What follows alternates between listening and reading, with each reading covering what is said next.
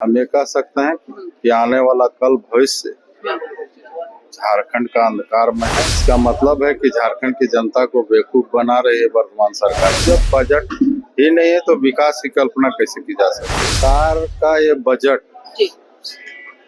पूरा दिशाविहीन है। नमस्कार, एसटी न्यूज देख रहे हैं आप और मैं हूं आपके साथ गौरी रानी। झारखंड विधानसभा का बजट सत्र चल रहा है और ये बजट सत्र जो है वो अपने अंतिम चरण की ओर बढ़ रहा है। खास बातचीत करने के लिए हमारे साथ इस वक्त बीजेपी के विधायक रोशनलाल चौधरी हैं। उनसे जुड़ते हैं। सर देखिए, अंतिम चरण की ओर अब बजट सत्र है, क्या लग रहा है कितने जन मुद्दे सदन के पटल पर आ पाए? सरकार का ये बजट पूरा दिशाविहीन है। सदन में सरकार ने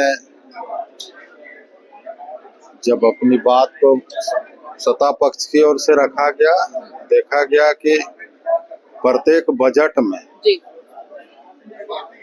विकास योजनाओं को लेकर उनके पास कोई विजन नहीं है और हर विभाग के बजट पर कटौती की गई। तो झारखंड हित में सही नहीं, झारखंड हित में सही नहीं, जिसे कल्पना की जा सकती है कि जब बजट ही नहीं है तो विकास की कल्पना कैसे की जा सकती है।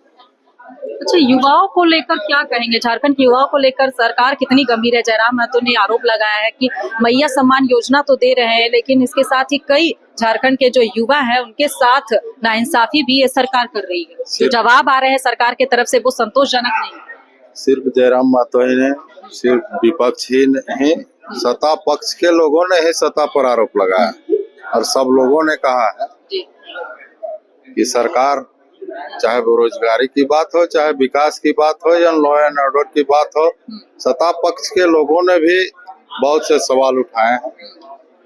इससे अनुमान कर सकते हैं कि आने वाले समय पक्ष ने तो सवाल उठाए हैं, अपनी सरकार को घेरा भी है, लेकिन वो कहते हैं कि ये हमारी स्ट्रेटेजी थी ताकि विपक्ष को बोलने ना दिया जाए।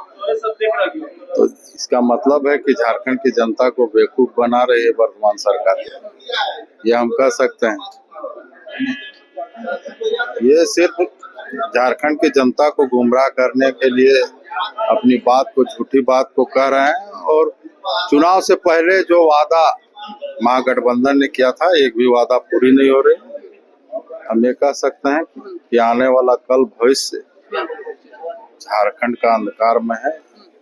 इस सरकार से झारखंड के विकास की कल्पना नहीं की जा सकती। अच्छा, एक अंतिम सवाल लेते हैं। जो आप लोग के नेता प्रतिपक्ष कह रहे हैं एनआरसी लागू करने की मांग झारखंड में बहुत जरूरी है, आप अपने नजरिए से क्या समझते हैं? एनआरसी झारखंड में जरूरी है या सिर्फ एक राजनीतिक मुद्दा ही बनकर रह जाए? सिर्फ झारखंड के लिए ही नहीं, देश के हित में एनआरसी लागू करना बहुत जरूरी है।